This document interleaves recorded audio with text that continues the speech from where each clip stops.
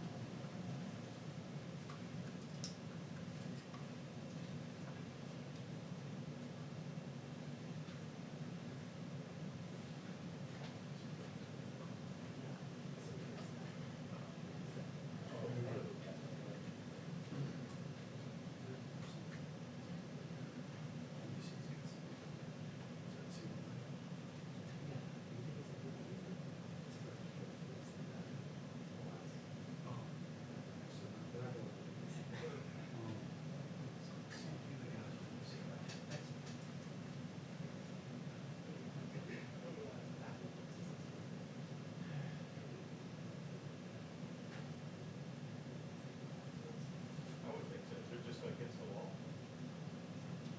Let's see. I think they're in Caesar. Yeah, where's Caesar? Is Caesar back there? Nope. Yeah. If you need it, just use it.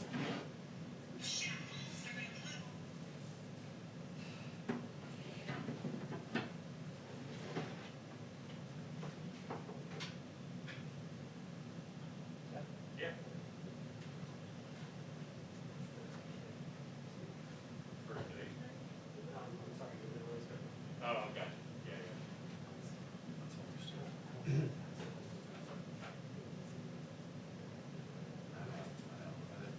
I knew what you were doing.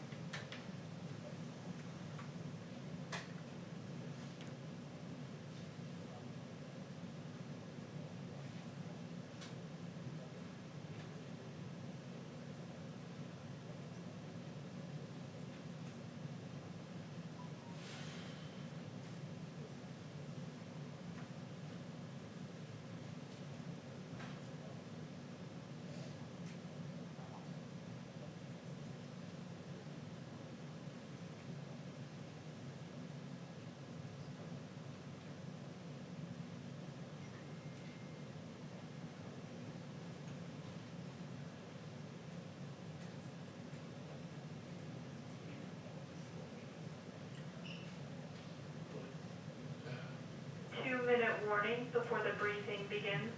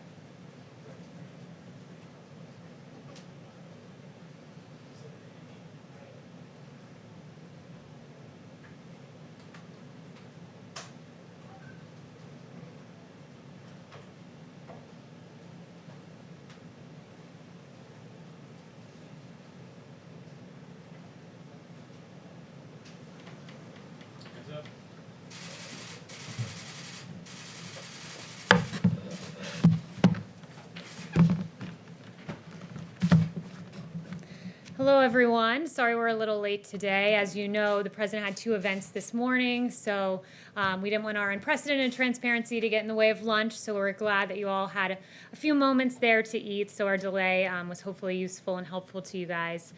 I have an announcement on the Trump administration's unwavering support for our farmers. Today, Secretary of Agriculture Sonny Perdue and Senior Advisor Ivanka Trump announced the launch of the Farmers to Families Food Box Program. This is a $3 billion program to support farmers and provide food to our most vulnerable communities. Senior Advisor Ivanka Trump and Secretary Perdue are doing very good work. Now I would like to focus on the Trump administration's unprecedented coronavirus response. Some have erroneously suggested that the Trump administration threw out the pandemic response playbook left by the Obama-Biden administration. What the critics failed to note, however, is that this thin packet of paper was replaced by 2 detailed, robust pandemic response reports commissioned by the Trump administration. So we exchanged this one, which I will hand over to my assistant, Lindy, for these 2 pandemic response plans. In 2018, the Trump administration issued our Pandemic Crisis Action Plan, one of the binders that I just handed to Lindy. Further, from August 13th to the 16th, the Trump administration conducted the Crimson Contagion 2019 Functional Exercise. This was a pandemic stimulation to test the nation's ability to respond to a large-scale outbreak. In January of 2020, HHS issued the Crimson Contagion 2019 Functional Exercise After Action Report. That was one of the additional documents that I just handed over. This exercise exposed the shortcomings in legacy planning documents which inform President Trump's coronavirus response beginning as early as January. And those legacy planning document shortcomings were in fact the papers that I just handed over that were provided to us by the Obama-Biden administration. For example, President Trump's Crimson After Action Report highlighted that the Obama-era policy directive from November 2016, quote, and I'm quoting from the document, does not provide the requisite mechanisms or processes to effectively lead the coordination of the federal government's response. Instead, President Trump established the White House Coronavirus Task Force and put Vice President Pence in charge of the interagency response. These were effective decisions, and they undoubtedly enhanced our response to the coronavirus. Furthermore, what Crimson Contagion taught us is that President Trump was right all along about misguided economic and trade policies that left Americans vulnerable to pandemics. In June 2016, so many, many years ago, then businessman Donald Trump said this, quote, America became the world's dominant economy by becoming the world's dominant producer. I have visited cities and towns across this country where a third or even half of manufacturing jobs have been wiped out in the last 20 years. Today, we import nearly 800 billion more in goods than we export. This is not some natural disaster. It is politician-made disaster. That was then candidate Trump, who has now implemented those policies as President Trump. And this forward-thinking vision contrasted with that of President Obama, who said, quote, Trump just says, well, I'm going to negotiate a better deal. Well, how exactly are you going to negotiate that? What magic wand do you have?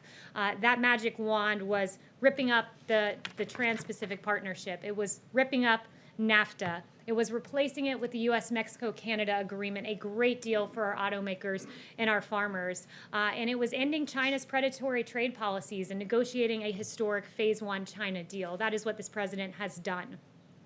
Yesterday, President Trump went to Allentown, Pennsylvania, and visited Owens & Minor, Inc. This was a clear example of domestic manufacturing at work. You saw this administration taking action to restructure and secure our stockpile of medical supplies. President Trump released a plan to restructure the Strategic National Stockpile yesterday, and he signed an executive order providing the authority to ensure America is producing critical goods necessary to build up our strategic stockpiles. The president's trip was an example of what he's been saying all along, that America must manufacture, that America must produce here in our interior. Additionally, the president launched Project Airbridge to bring supplies from all over the world to support America's frontline healthcare workers. The administration partnered with the private sector to secure donations and production of PPE and other medical supplies, and President Trump effectively leveraged the Defense Production Act, otherwise known as the DPA, to mobilize our country to manufacture and secure massive amounts of PPE and ventilators. Through Project Airbridge to date, more than 1.4 million N95 respirators have been delivered, as well as 921 million gloves, 17.1 million surgical gowns, and more. The Trump playbook and the whole of America response to this pandemic has far exceeded what this administration inherited. And finally, President Trump took action before the pandemic to anticipate and game plan such scenarios. President Trump streamlined the National Security Council in 2018 by creating a Counter-Proliferation and Biodefense Directorate. This directorate combined NSC experts focused on biological threats under a single and more senior leader, and did away with a confusing organizational chart that required some experts to report to two bosses simultaneously. In short, the NSC retained the same number of experts focused on biological threats that the Obama administration had, but honed them in and focused them more and housed them in a more coherent structure and with a more senior leader. I'd also note that this directorate, which exists today, is the same office that critics allege to this day that President Trump eliminated. I hope in your reporting you are now able to debunk this claim. Recognizing the seriousness of biological threats, President Trump released a series of strategic documents to transform our preparedness for biological incidents, including pandemics. In September of 2018, President Trump released the National Biodefense Strategy. In May of 2019, he released the Global Health Security Strategy. And in September of 2019, he signed an EO to modernize influenza vaccines. His leadership is evident in the early days of this pandemic and in the preparation before that. And these actions I've outlined today, these plans I noted, helped us as we approached what was an unprecedented crisis. It helped us to deploy our resources and to deliver what I believe is one of the best responses we've seen in this country's history. And with that, I'll take questions. John. You talked about crimson contagion back in August. Did that exercise suggest that early and extensive testing would be critical in response to any pandemic? I'm not aware of exactly what it revealed with regard to testing. What it basically did was say to us, look, some of the previous iterations of plans have put HHS in the lead. HHS, of course, plays a critical role in our response. But one of the things that was identified is you need a whole of government response that's orchestrated from the highest levels. And for us, what that meant in real time was President Trump immediately saying, hey, we need a task force. We need the vice president leading this. We need the White House at the helm coordinating agencies. And that valuable piece of advice that we garnered from the exercise was able to be deployed in real time. So it was a valuable exercise that we did in August of 2019. And going forward, will early and extensive testing now be among the recommendations that are put into any future plans? So we have not outlined a future plan just yet. We're still operating off of the one that was issued fairly recently in January of 2020. I think it's safe to say that, we've learned a lot as we've moved forward and navigated this pandemic and navigated the deploying of more than 90 million N95 respirators, 1 billion gloves, this really historic response. I think we've learned that working with the private sector has been very effective. We have an incredible, innovative private sector in this country, and to have a businessman at the helm and President Trump who was able to coordinate that was very effective, and I think will become the playbook for dealing with future pandemics. Caitlin? I have two questions. So you replaced the Obama playbook with these two you say that you've developed. Is it in there that testing needs to be increased as soon as this is happening, and what about personal protective equipment? Look, personal protective equipment is very important, and I'm proud of what this administration has done, and I'm very glad that you asked about that because I have some supply numbers for you today. I actually shortchanged just a little bit there. 92.7 million N95 masks, 133.7 million surgical masks, 22.4 million surgical gowns, 10.5 million face shields, and almost 1 billion gloves. And as you saw at Owens and Minor, our domestic manufacturing has been deployed in this country in a way it never has been before since at least World War II, and will become the future playbook, I believe, for future administrations in navigating a pandemic response. But sorry, so does it say in that playbook that personal protective gear should be increased, the production of it, as soon as a pandemic is underway, as with coronavirus? What it says is this, that, look, we need personal protective equipment, and what did this administration do? We gave it. The Obama playbook is online. One of these, I believe, is public. One is public, so you can look through that online. But what we've done is remarkable, and that is exactly what you just asked me. Does it say we need more PPE? Well, we've delivered historic numbers of PPE, 1 billion gloves. We'll continue to do that. We'll continue to fill the stockpile. We're ready for the fall, and this administration has acted in a way that I don't believe, certainly based on what I read in the Obama playbook, would have able to have deployed what this administration has done. Okay, Jeff? so I have a follow-up question. So I was just asking that because it seemed to take so long to get more masks and swabs and whatnot, which they're still dealing with now. But my other question is on Rick Bright. The president said yesterday that he probably should not be working in federal government anymore, but he is now expected to start his new job next week. Does the president still welcome him starting that new position? And can you clarify exactly what that job is? Well, it's interesting to ask about whether Rick Bright should start in a position because Rick Bright hasn't showed up for a position. He was transferred to lead a bold new $1 billion testing program. He's not yet shown up for work. He takes a $285,000 salary. That's extraordinary for a federal government salary. And he is still on taxpayer-funded medical leave, so he can work with partisan attorneys to malign this president. So Mr. Bright, he should perhaps show up for the job that he currently has. Jeff? Why does President Trump choose not to wear a face mask? Does he think it sends the wrong message? That's his choice. You know, he's tested each and every day. Those of us around him, when I'm in the Oval Office, I wear a face mask around him to protect him. He's very protected. He tests negative daily, and that's his personal choice. And I would note it's consistent with the CDC guidelines, which say they recommend, but it's the personal choice of the individual. But at the very least, to set an example for the American people, Dr. Birx, Dr. Fauci today, they're both tested routinely, but they both had their face mask on in the Rose Garden. I think he did set an example. He set an example when he said to the West Wing, I want all of you wearing face masks in here. And he noted that, I believe it was 2 days ago. And that is over, above, and beyond what CDC guidelines say. But all of our staffers are wearing face masks, and that was at the direction of the president. I think that's a pretty good example. Yes. Kayleigh, thanks so much. I want to ask you about the FDA guidance on the Abbott tests. But firstly, you've talked about all of this preparation that the Trump administration did. But then how come on January 2020, the stockpile was as low as it was on supplies like face masks, like N95s? Yeah, it's a really good question. It's a really important question, and perhaps I should redirect your question to President Obama, who left the stockpile empty, and there was a USA Today fact check of that.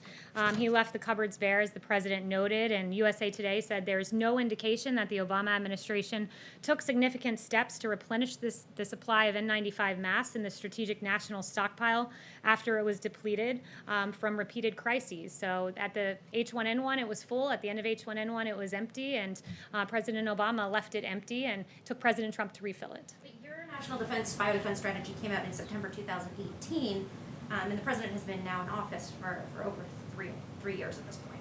Yeah, well, we refilled that stockpile. We got the N95 masks out.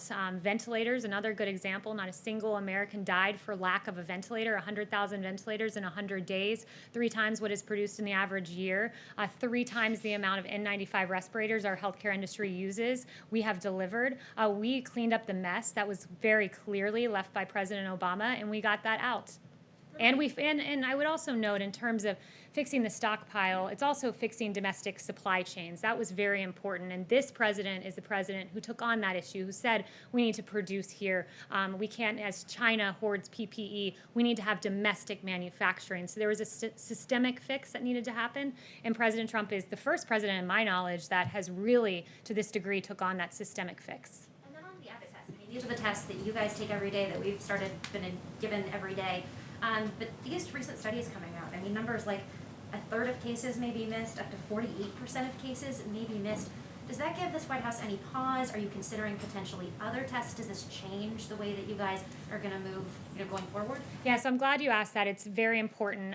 When the FDA gets any information that calls into question a test, they put it out there. It's incumbent upon them to make sure the American people have up-to-date information. Dr. Hahn, I spoke with him this morning. I actually spoke with him several times. He said we continue to recommend the tests. Secretary Azar says we have confidence in the test, otherwise it wouldn't be out on the market. That being said, they take any indication of false negatives very seriously. Some of these studies, Secretary Azar says he believes there was user error in them, meaning that the time transporting them might have affected the accuracy of the test. But to that end, what the FDA has said is that any negative test results that are not consistent with the patient's clinical signs, so if you're coughing, you get a negative test, it's an Abbott test, you should consider getting a second test. That's the guidance as of now. Yes. The president told Maria Bartiromo yesterday that he wasn't interested in talking to the Chinese President Xi Jinping right now. Why is that? Why would he not want to talk to him? He's very frustrated with China, and I'll leave it to the president as to when he does resume speaking with the Chinese leader. But look, China slow-walked this. I've shared with you guys before on human-to-human transmission. It was really important that the world knew of that aspect of the disease, but that information was slow-walked through the WHO. The genetic sequencing, likewise, was not given until a professor in Shanghai did so on his own. The president has repeatedly noted that, why are they letting flights out of China but not into China? These decisions put American lives at risk. Not just American lives, but lives around the globe. We know that this disease came from China, and why that information was not shared, some of the information I just suggested, is really unacceptable. So he's frustrated at this point, and I'll leave it to him. The president has quite often talked about having a warm relationship with President Xi. Is that now over? Has a chill set in? Well, I'll leave it to the president as to how to characterize their relationship. But, this is a president who, if anyone knows how to talk to China, it's him. He did get the phase 1 China deal, $250 billion of purchasing of American products. It was a big deal and a big win for America, and it took President Trump to get that win. Yes. The president earlier in the Oval Office said that the Pentagon was developing a, quote, super-duper missile. Pentagon was asked about that shortly after the president made his remarks and declined to comment, referring it back to the White House. So I'm wondering if you can say what the president was describing. Yeah, I would just refer you back to the president remarks in the Pentagon. I don't have any new information on that at this point. Yes. Can you clarify, Kayleigh, when did the administration start replenishing the stockpile of PPE? And does that report get into that? The president immediately, when it was necessary to get more PPE for America's healthcare workers, immediately went into action. And I've listed out for you all of the results of those actions, which have been extraordinary, greatest mobilization of the private sector since World War II. And I would also note, I do have some new information. Taken before January 2020 regarding PPE and trying to replenish that? I did talk to Secretary Azar a little bit about this yesterday, and one of the things Secretary Azar said to me is, when we got to the federal government, we were on the brink of, we were in very hostile confrontations with several powers because of the Obama administration's foreign policy, and there were real bioterrorism threats, and that was the immediate threat that the administration focused on in terms of the stockpile. And immediately when it became clear a pandemic was the concern over bioterrorism, we transitioned as quickly as humanly possible and filled the empty cupboards left by President Obama. And I do have, if I can find it in here, some new information on ventilators just to show how extraordinary this administration's effort was on the stockpile, that we've shipped 766 ventilators overseas to our partners because no one here has died for the lack of a ventilator. So we've done so well and overperformed so much. We can say that we've committed over 15,000 ventilators to 40 countries by the end of July because that is American ingenuity. That is the government of President Trump, and that is the unprecedented partnership of this government and the private sector. Yes. Switching gears for just a moment, also in his interview with Maria Bartiromo the other day, the president suggested that people should be jailed for what he said earlier in the week was a very obvious crime. You're an attorney and the president's spokesperson. Perhaps you could lay out the elements of this crime. What crime was committed and in what way? I assume you're referring to the Obama administration and the unmasking and... The president calls Obamagate. What is it? What are the elements of that crime? Yeah, I'm really glad you asked because there hasn't been a lot of journalistic curiosity on this front, and I'm very glad that you asked this question. Look, there were a number of questions raised by the actions of the Obama administration. The Steele dossier, funded by the Democratic National Committee, the opposition political party to the president, was used to attain FISA warrants to listen in on conversations of people within the Trump campaign. There was the unmasking the identity of Michael Flynn, and we know that in a January 5th meeting in the Oval Office with President Obama. Sally Yates from the Department of Justice learned about the unmasking, not from the Department of Justice or from the FBI. She learned about it from President Obama and was stunned and could barely process what she was hearing at the time because she was stunned of his knowledge of that. We know that there was a lot of wrongdoing in the case of Michael Flynn. The FBI notes, for instance, that said, should we, quote, get him to lie as they pontificated their strategy. We know that the identity of this 3-decade general was leaked to the press, a criminal leak to the press of his identity in violation of his Fourth Amendment rights. These are very serious questions. They've been ignored by the media for far too long, and I'm very glad that I think that is the second question that I have fielded on Lieutenant General Michael Flynn, because justice does matter. Those questions, they matter. To be clear, I heard you mention one thing you said was criminal, and that was what? The one thing that I've said that was criminal? The leaking of his name and the very real questions that have been raised. But if you want to start talking about wrongdoing in the administration, happy to go through Andy McCabe leaking to the Wall Street Journal and then lying about it. Happy to talk about James Clapper lying before Congress, saying the NSA does not monitor phone calls. That was an inaccuracy, to say the least, if not a lie. And John Brennan telling Congress that the bogus Steele dossier played no role in the Russia probe, when in fact we know it did and was the basis of attaining FISA warrants. So there's a lot of mistruths there that were said, many of them under oath. So I would point you to those and the many other real questions that I hope you all will pursue. So is the president's view that those people should be jailed, the people you just mentioned? I never said that. Those are your words, not mine. But perhaps you should look into it and get me some answers. That is, after all, the job.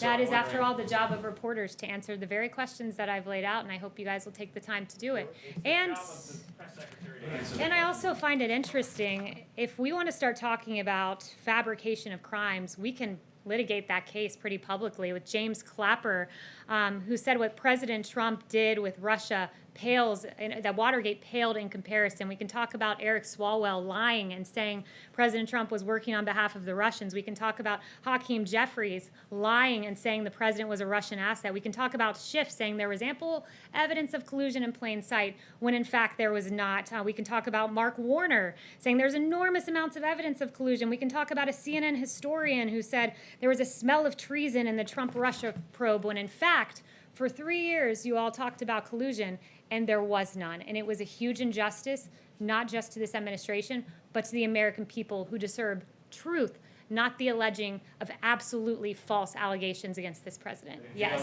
Thank you, Francis Kayleigh. pushed back against the comment by the CEO of Sanofi. Sorry, 1 second. I can't really. So I'll get to you next. Go ahead. Francis pushed back by a comment by the CEO of Sanofi that the United States would be first in line for a vaccine if that firm develops because of initial funding by BARDA. Does the administration think that the United States should receive the first doses if Sanofi does discover that vaccine? I haven't spoken to the president about that, so I don't have any announcements on that front. But yes, back there, and then I'll come up to you. Okay. Thank you, Kayleigh. 2 brief questions. First, a follow-up to Steve's question regarding China.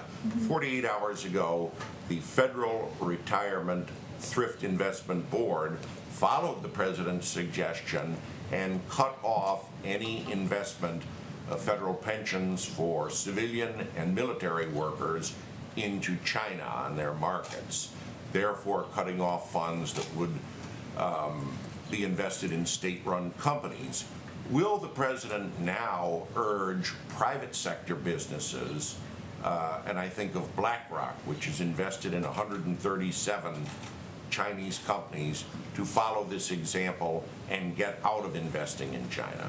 Well, I can't give any information about what the president will or will not do next, but it's a really important topic, and I would just say that the president's decisive move to halt plans for investing TSP funds into Chinese companies was the right call. It protects our military, federal employees from risky investments, and avoids funding Chinese defense contractors. And this action halts plans to invest military federal employees' retirement funds of $4.5 billion in Chinese equities. So it was an important move by the president, but in terms of future action on this front, I would leave that to the president. Yes. My other question was, in Turkey recently, there's been talk that President Erdogan would like the assistance of President Trump with the currency in Turkey, which is in very bad condition. Will there be any U.S. support of the Turkish currency, or does he think Mr. Erdogan should apply for an IMF loan? And I don't have any information on that front either as to his future actions with regard to Turkish currency. Yes. Thank you, Kayleigh. So the president has called for transparency in the what he calls Obamagate. Is he willing to declassify the transcript of General Flynn's call to Sergei Kislyak so everyone can see what was said on that call? I've not asked him that. What I know that he would like to see right now is the lost 302. Apparently lost 302. We know 302 is a summary of an interview that the FBI did with Michael Flynn that has apparently gone missing. So we would really be quite curious to see what transpired in that 302 after the FBI pontificated, quote, getting Flynn to lie so that they could get him fired or prosecuted. Yes. Thank you, Kayleigh. When will the White House open talks with House Speaker Pelosi and Minority Leader Schumer on the HEROES Act? Have there been any informal talks occurring? And does the White House support more aid to state and local governments as part of that package? So the president has said that he would talk about state and local aid, but it cannot become a pretext for bailing out blue states that have gotten themselves into financial trouble. So while he's open to discussing it, he has no immediate plans to move forward with the phase 4. He said something he's looking at, but he wants to take some time to consider what should be in it. The Pelosi bill has been entirely unacceptable. For instance, one of the things that I found really funny in her bill was she requires that the president appoint a medical supply response coordinator who would serve at as the point of contact for the healthcare system, supply chain officials, and states on medical supplies. I don't know if Speaker Pelosi has just not been paying attention while she's been out in California and we've been here working, but I happened to be sitting by this so-called medical supply response coordinator on Air Force One yesterday. He's been around for quite some time. His name is Admiral Polovchek. So Polovchek is who's coordinating this, and perhaps she doesn't know that because Admiral P has been doing this for quite some time, but that's just an example of how quite odd the Pelosi bill is, packed full of liberal wish lists, like ensuring that illegal immigrants, for instance, get direct payments because they're not looking at Social Security numbers to verify that taxpayer dollars are going to actual taxpayers. So elements like that are non-starters, and then there's just really curious elements that really suggest if the speaker is even paying attention. Chanel. Thank you, Kayleigh. But going back to the HEROES Act, the Speaker Pelosi presented it today for a vote, and you have members of her own party coming in and saying this is Washington politics at its worst. Does the White House get a sense that members of the Democrat Party are starting to grow less confident in Pelosi's leadership during this pandemic? Have you been communicating with anybody on the Democrat side? So I haven't spoken to them directly, but I have seen some of the comments you're talking about, and it certainly would suggest that. I mean, we're in the middle of a pandemic, and what is Nancy Pelosi doing? She's saying she's exploiting the crisis and pushing for mass mail-in voting, even though we know it's more susceptible to voting fraud. I mean, we're in the middle of a pandemic, and this is what she's interested in pushing, instead of talking about real measures like the payroll tax, which would be a tax break for low and middle income Americans. She's interested in removing the threshold for state and local tax deductions, which would essentially be a huge win for billionaires in California and New York. So it's really interesting right now that you have the party that says they're for working Americans saying let's remove this state and local tax threshold so that millionaires and billionaires get big payouts in states like California and New York. And you have the Republican Party and the party of President Trump saying let's lower the payroll tax so that low-income Americans who pay more payroll taxes than they do income taxes get a tax break. It's really interesting, the current posture of the two parties. Yes. Obama. Can I ask a question about Obama's stockpile? Was there at any point any knowledge that when the transition between the Obama administration into the Trump administration, did anybody from the Obama team brief the Trump administration about the depletion of the national stockpile? At one point, the PPE masks went down to below 2%, what the national need was. Did anybody from the Obama administration warn the Trump administration going in? It's a really good question. Not to my knowledge. To my knowledge, the two things President Obama warned about were North Korea and Michael Flynn. But what I do know is this: the Obama administration wasn't throwing ventilators into the stockpile. They were unmasking Lieutenant General Michael Flynn in the waning days of their administration. Yes. Thank you, Kayleigh. The president has, on the subject of the payroll tax cut, the president has said that should be a part of the next stimulus bill, but he's also indicated that there are discussions for more direct payments. So does he favor one over the other, or does he think you can do both? He hasn't indicated that anything is a condition or a starter or a non-starter. He's floated some ideas that he'd like to see in a phase 4. I mean, at this point, I think he's looking closely at what we need to spend if a phase 4 does occur. These are taxpayer dollars. He wants to move forward wisely, but I haven't heard of any particular thing being a condition, a starter, or a non-starter, other than the fact that the so-called HEROES Act is certainly a non-starter. Yes. Thank you, Kayleigh. In a previous life as a Harvard Law student, in 2015, you were vocally against the U.S. Supreme Court's decision in favor of same-sex marriage, calling arguments for it farcical blabber. Do you think that's consistent with the president's views? Look, I'm not up here to give my personal views on anything. What I'd say is that I'm very proud of this administration, which has been fair and equitable and just to all Americans and open to all Americans, as he should be. I think our views are entirely consistent, and I'm not up here to give my views on a Supreme Court case from many years ago. Yes. Consistent when the president said that he's fine with the decision and considers the matter settled. I stand behind the president. I stand behind his views. I'm here to represent the president and not to pontificate about Supreme Court cases from long ago. Yes. President Trump I want to get in really quickly, just to follow up. There's any day now there's going to be another decision from the Supreme Court related to LGBTQ rights on whether federal civil rights law covers LGBTQ people. Is the administration doing any sort of contingency planning for that decision? Look, I'm not going to get ahead of the Supreme Court or give a Supreme Court case projection or outcome. It's not my position to do that, so I have no information for you on that at this time. Yes. President Trump has just tweeted that U.S. is going to donate ventilators to India. Do you know how many numbers of ventilators U.S. is donating to India? I don't know that, but the president just extolled our great relationship with India. India has been a great partner to us for quite some time, and I'm encouraged to hear about the ventilators to India. It's one of the several countries I noted that will be getting ventilators because this president has done so well on ventilators, 100,000 in 100 days, that we are able to repurpose them and send them around the world. And John. Recently, Pew Research Center said that most of the Indian Americans tend to vote for the Democrats. Since President has made an outreach to the Indian Americans community the last 4 years. I didn't hear the first part of your question. Can you just say that again? Research survey has recently come out with a report which says that most of the Indian Americans mostly vote for the Democrats, not the Republicans. Do you agree with the assessment? Look, that would be a question for the campaign, so I'd refer you to the campaign on that Pew poll. Yes. The president has said before, Kayleigh, that he would like to see 100 million doses of a viable vaccine by the fall, then 300 million by January. Today he didn't mention 100 million by the fall, but he did mention hopefully getting a vaccine by the new year. Is he tempering expectations of what might be possible? Is he still hoping for 100 million doses by the fall?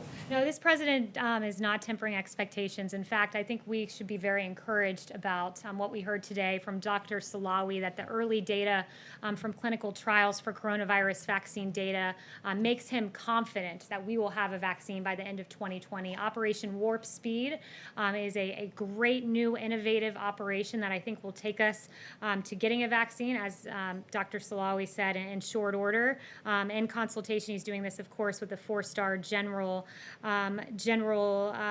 Perna is his name, and it's going to be a great effort. And I think by the fall we will see one, as has been predicted. This president wants to see one processed as fast as humanly possible, and I would note that he got us into phase 1 clinical trial faster than Dr. Fauci had ever seen in the history of his career, and that's because this president has really put the fire under the private sector and under the FDA to get 92 emergency use authorizations for testing, get to phase 1 clinical trial faster than ever before, and we can thank President Trump for being at the helm of all of this. Thank you all. I think I got like 2 questions from each of you, so I enjoyed speaking with you all. Have a great weekend, and I like your pink blazer, Caitlin. Thank you. Can you just tell us Any more when infections at the White House? Have there been any more positive tests?